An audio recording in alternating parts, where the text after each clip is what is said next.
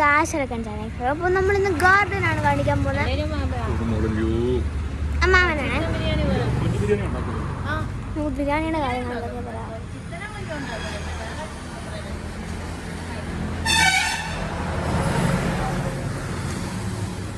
പിന്നെ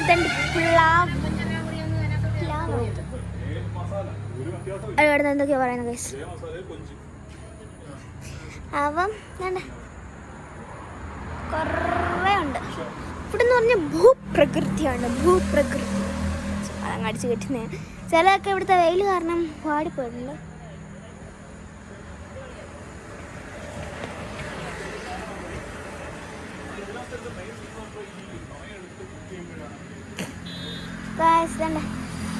ഇതൊക്കെ ഗൈസ് ഉണങ്ങിപ്പോയെന്ന് പറഞ്ഞാൽ നല്ല പൂവുണ്ടാവുന്നത്. ഇത് വെളുത്ത എന്തോ പൂവുണ്ടാവുന്നത്.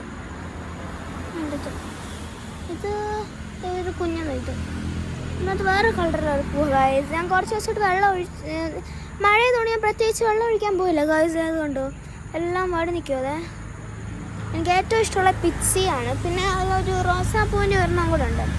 അതിനകത്ത് എന്നും പൂ പിടിക്കുന്നു. എന്നും പിടിച്ചിട്ടുണ്ട്. പക്ഷെ അത് വാടിപ്പോയി. അതിന് ഇന്ന് രാവിലെ കനത്ത മഴ പെയ്തു. ഞാൻ വൈകിട്ട് കൊണ്ട് ചെന്ന് വെള്ളം ഒഴിച്ചു. കാരണം എനിക്ക് വിഷമമായി ഇങ്ങനെ ചെടികളൊക്കെ വാടിപ്പോകുന്നത്. ശ്രദ്ധിക്കാനാ. പിന്നെ ഗായ്സ് വേറൊരു കാര്യം എന്ന് പറഞ്ഞാൽ ഇവിടെ മുഴുവൻ മാവാണിത്. ഇതൊരു മാവ്, ഇതൊരു മാവ്, അവിടെ ഒരു മാവ്. മാങ്ങാൻ പറിച്ച ശേഷമാണ് ഗൈസ് ഞാൻ. ഗായ്സ് അത് പനിക്കുറുക്ക് അതുകൊണ്ട് അവിടെ നിൽക്കുന്നു. പിന്നെ ഇവിടെ മുഴുവൻ പയറാണ്.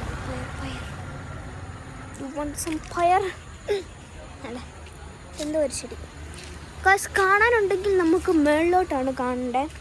അവിടെ കുറേ കാര്യങ്ങളുണ്ട് കാണാൻ.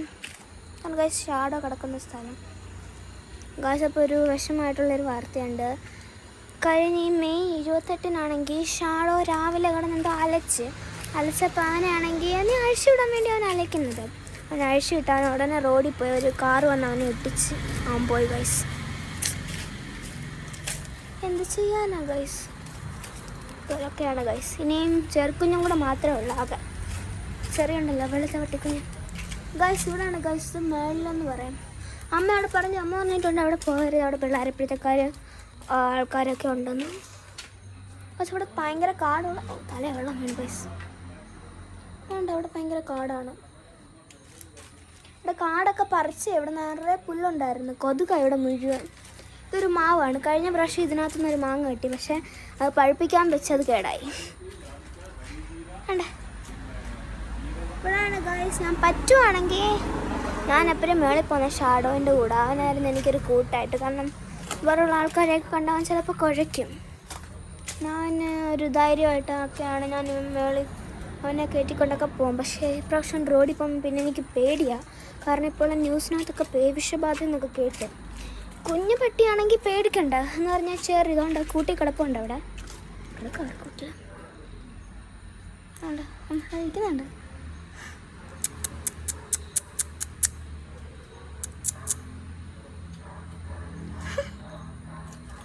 അപ്പോൾ എനിക്ക് ഭയങ്കര വിഷമമായി. പക്ഷെ അവിടെ പോയത് ഫസ്റ്റ് ഒരു വാഷ്റൂമും പിന്നെ ഒരു സ്റ്റോറേജ് റൂമാണ്. അവിടെ ഞാൻ കയറത്തേയില്ല. കാരണം അവിടെ ചില സമയങ്ങളിൽ തുറന്ന് കിടക്കുന്നത് സ്റ്റോറേജ് റൂം. അവിടെ പാമ്പോ വല്ലതും ഇഴജന്തുക്കളുണ്ടെങ്കിലേ ഇതിലേക്കൂടി ഇപ്പം നേരത്തെ ചെറിയ ഓടിപ്പിക്കുമായിരുന്നു പ്രാവശ്യം. അപ്പം അവളെ പിടിക്കാൻ ഞാനും പുറകെ വിടും. അതുകൊണ്ട് വീഡിയോ എടുക്കാൻ പറ്റിയില്ല. അതൊക്കെ ഇങ്ങനെ കാടവിടെ മുഴുവൻ. പക്ഷെ ഇവിടെ മെയിൻ റോഡും കൂടെയാണ്. പുറകുവശത്ത് കാട്, ഫ്രണ്ട് മെയിൻ റോഡും. എന്ത് ഭാഗ്യമാണ് ബസ് ഭാഗ്യം. മെയിൻ റോഡ്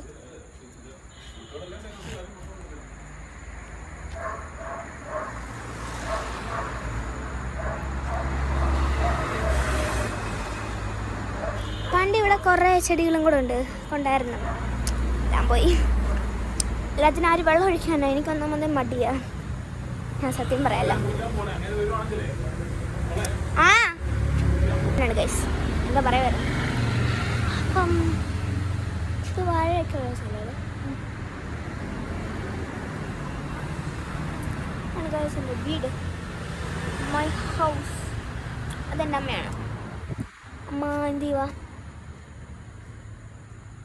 അത് തന്നെ അമ്മൂടി ചെയ്യുവാണ് ഗൈസ്. നോക്കുന്നേ വേണ്ട ഗൈസ് അമ്മ